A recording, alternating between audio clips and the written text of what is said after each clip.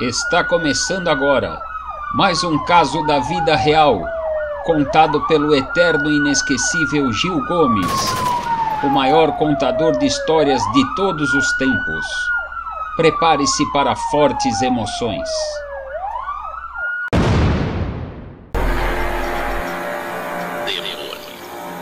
Este foi um verdadeiro demônio. Demônio na verdadeira acepção do termo. Demônio na realidade. Ele talvez tenha sido dos maldosos bandidos da história.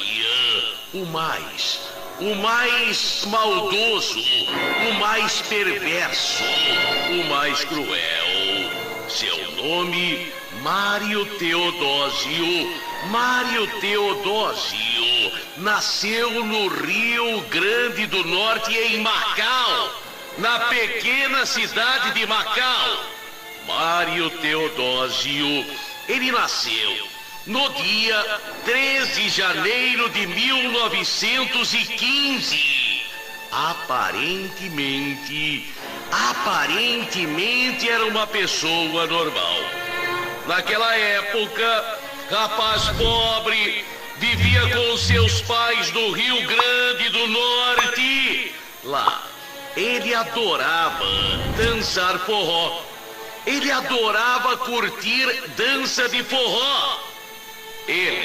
O que mais o deixava feliz naquela época era ir a um forró, era dançar. Certa vez, menor de idade ainda, Mário estava alegremente num salão de forró. Ele viu uma jovem pela qual se interessou, se aproximou, puxou conversa, queria dançar com ela. Foi quando um primo daquela moça no forró se aproximou e não permitiu que ele continuasse a conversar com ela. Mário Teodósio, ele ficou nervoso, revoltado e inconformado e decidiu reagir. Ele, menor mas com faca, bonzinho mas armado, bom mas com um facão. Ele saca daquela faca. Em seguida, com muita raiva, ele dá uma cusparada na cara do primo daquela jovem.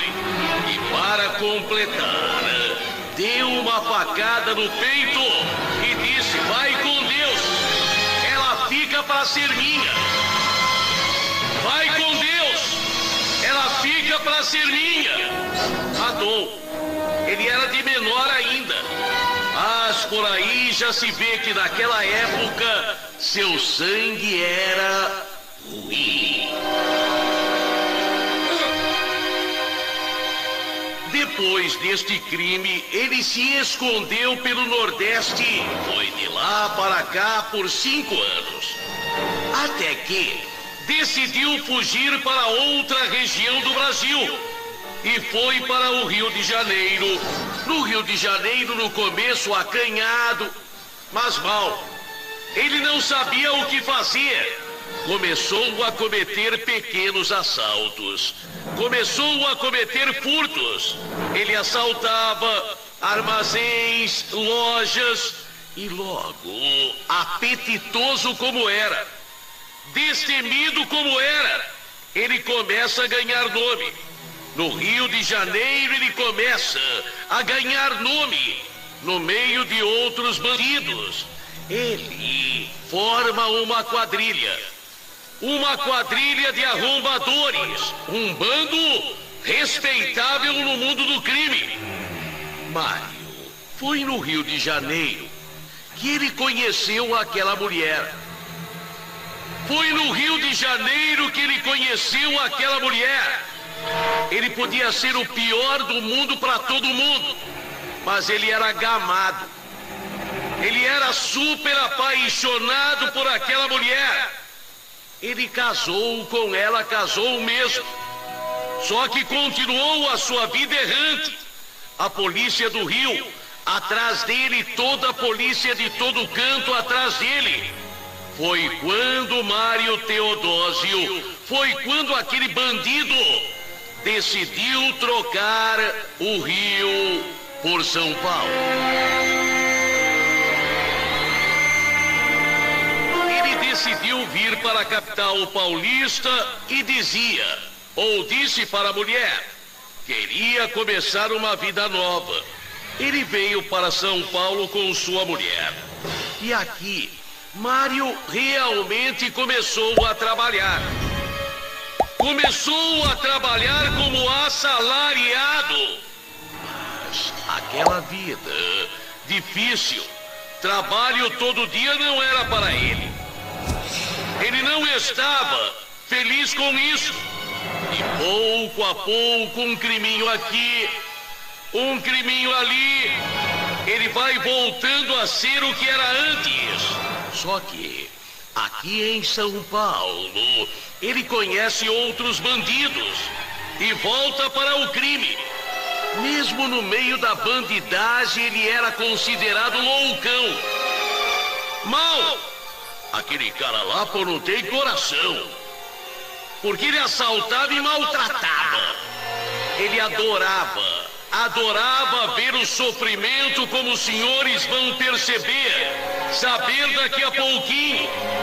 Foi nesta época, 1941, 1942, que ele ganhou o apelido que o tornaria célebre no nome do crime. Ele ganhou o apelido de Carne Seca. Carne Seca, um dos piores bandidos da história paulista. O apelido de Carne Seca veio porque ele era do norte e gostava de carne seca. Ele era do norte e gostava, daí o apelido. Carne Seca. Aqui em São Paulo, roubos e furtos. Uma quadrilha da pesada. A polícia o perseguia.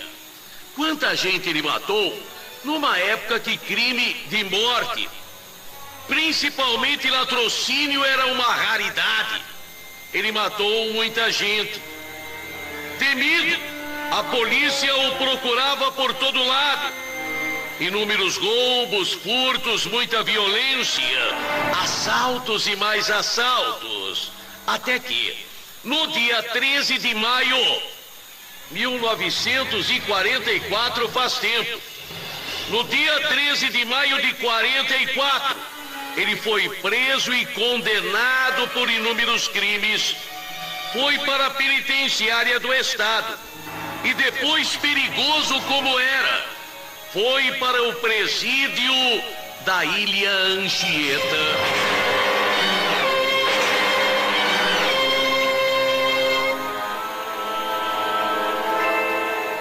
Nesta época, ele já tinha nome.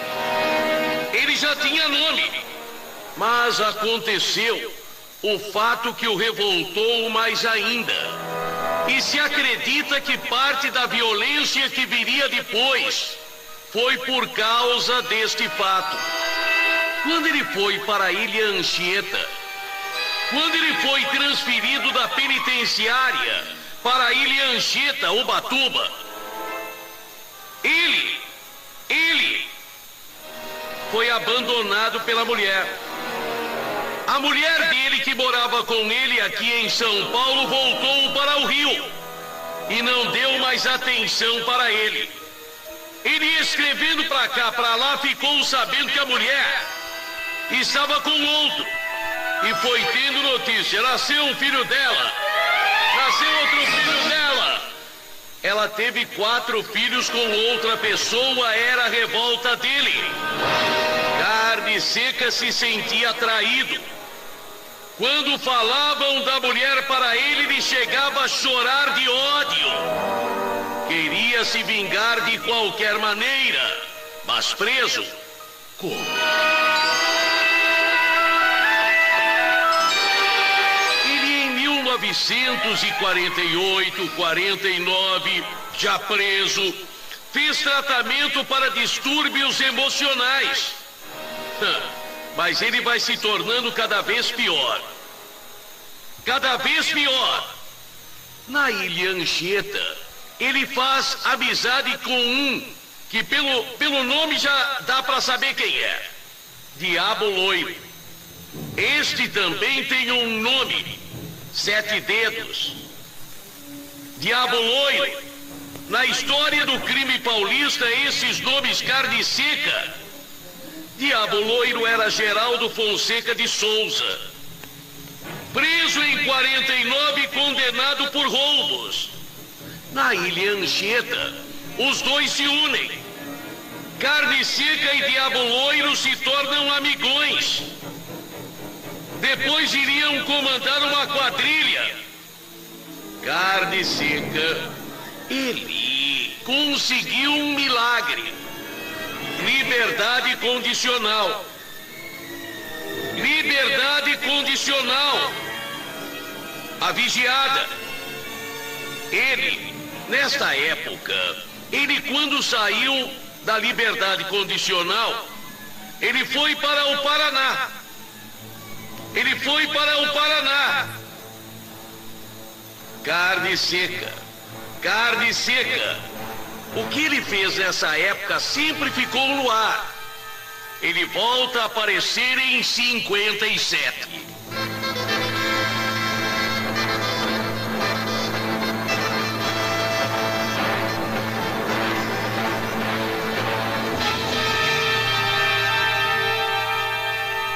Em 1957, ele forma uma quadrilha no Paraná e assaltava fazendeiros, armazéns. Para se ter uma ideia, a quadrilha dele era assim com 30. Era uma gangue destas que a gente vê em filme americano. Ele, entre homens e mulheres, a quadrilha dele era composta de 30 pessoas. Carne Seca, ele exigia obediência cega. Ele era cruel. Com o ódio da mulher, ele se vingava em todas as mulheres. Para se ter uma ideia de sua maldade, de sua perversidade, ele pegava mulheres, ele estuprava. E mandava toda a quadrilha estuprar também. Ele estuprava primeiro. E depois dizia, é ordem. Todo mundo.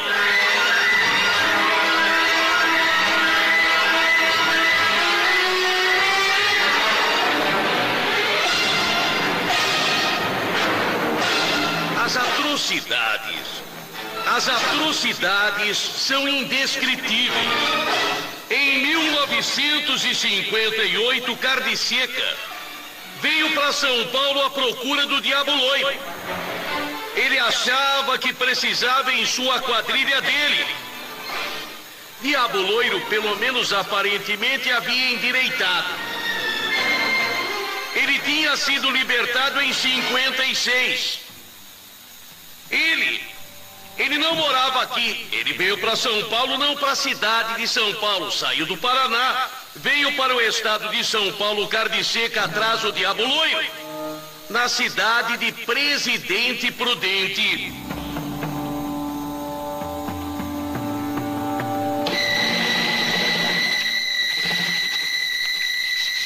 Diabo Loiro estava trabalhando. Queria voltar a ser honesto.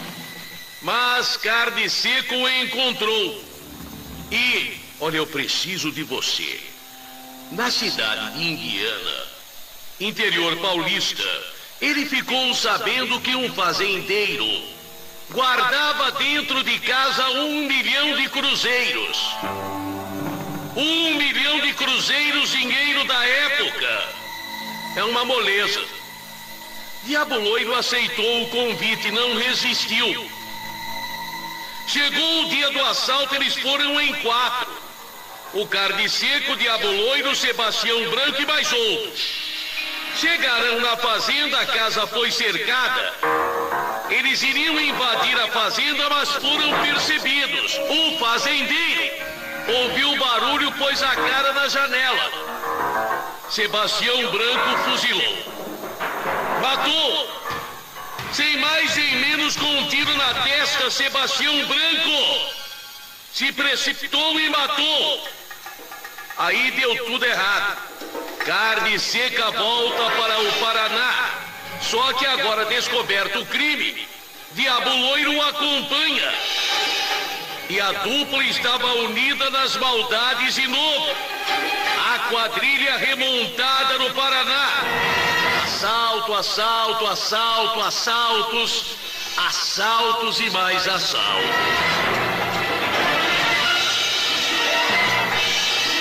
Era assim, o Diabo Loiro fazia o levantamento. O Carne Seca executava.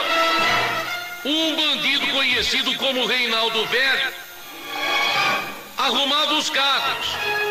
Dependendo do tipo de assalto, era o carro. Carro pequeno, carro grande, caminhão, perua, caminhonete, ônibus. Quando o assalto era grande, era caminhão. Eles roubavam fazendas. Depois do assalto terminado, eles pegavam e devolviam o carro. Deixavam praticamente no mesmo local roubado. Carne Seca, como ele era frio, como ele era mau. Ele não usava revólver. Faca, não usava faca. Ele usava martelo. Toda vez que o bando ia cometer assaltos, ele levava pelo menos 3 martelos. Perguntaram para ele por quê. 3 martelos, um grande, um médio e um pequeno. Ele dizia, o grande é para homem. O do meio é para mulher. E o pequeno para mulher menor. Para mulher menor. Martelo é bom. Martelo, a gente dá uma martelada certeira, ninguém grita. Não tem barulho. Não tem sujeira. E ele era bom de martelo. Com uma martelada ele matava. Mas não se contentava com uma, não.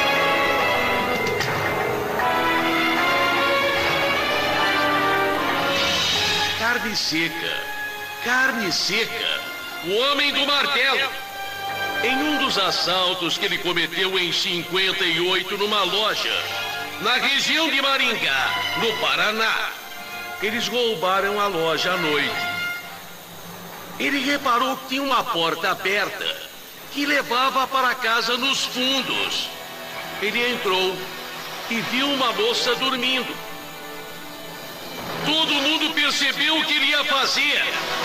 Ele pegou o martelo, deu várias marteladas na moça, matou.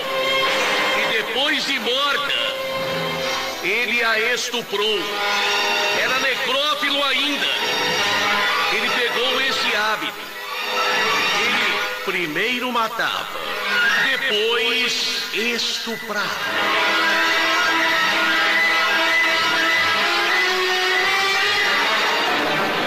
Covarde, ele tinha ódio de mulher. Ele parecia um louco, um demônio. Ele enfiou um pé de cabra na região íntima dessa mulher. Adorava judiar.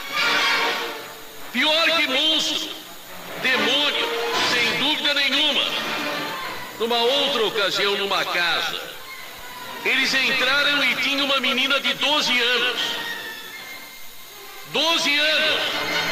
Outra vez ele pegou um martelo e deu uma martelada. Não para matar, para atordoar. A menina, 12 anos. Ele e seu comparsa na época, o Nego Velho, barbarizaram a menina. Ele pegou um galho de árvore e enfiou na menina. 12 anos depois matou. Depois de judiar, violentar, matou. 12 de abril de 58, Arapongas, Paraná. Um delegado, Dr. Valfredo Assi, conseguiu localizar e prender Carne Seca e Diabo Loiro. Reinaldo Carvalho, Sebastião Olindo de Oliveira, Sebastião Gomes Batista, José de Aragão e João de Oliveira foram presos também. Todos confessaram assaltos, mas, como eles diziam, quem mata é o Carne Seca. Ele falou, sou eu mesmo. Aí, de repente, ele contou o crime por crime. Feliz da vida, ele contava os crimes. Feliz a vida. Ele contava, matei, eu gosto de sangrar. Eu gosto de ver o sangue correr. Eu mato, depois vem uma vontade estranha de cortar. Abismados, jornalistas e policiais ouviam suas declarações. Mas de repente, no meio, ele começou a chorar. No meio desta confissão fantástica, ele começou a chorar. A chorar! Por que ele chorou? A única mulher que eu queria matar, não consegui matar. A que me abandonou, a que me traiu. Ela que me... Daí que se deduziu que ele, quando matava mulheres, ele via a mulher dele, que o traiu, que o abandonou.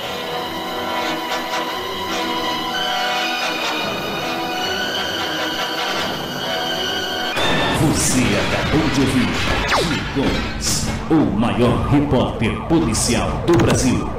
E os seus casos fantásticos. Histórias intrigantes que mexem com você. Gil Gomes, para quem tem fraco por histórias fortes.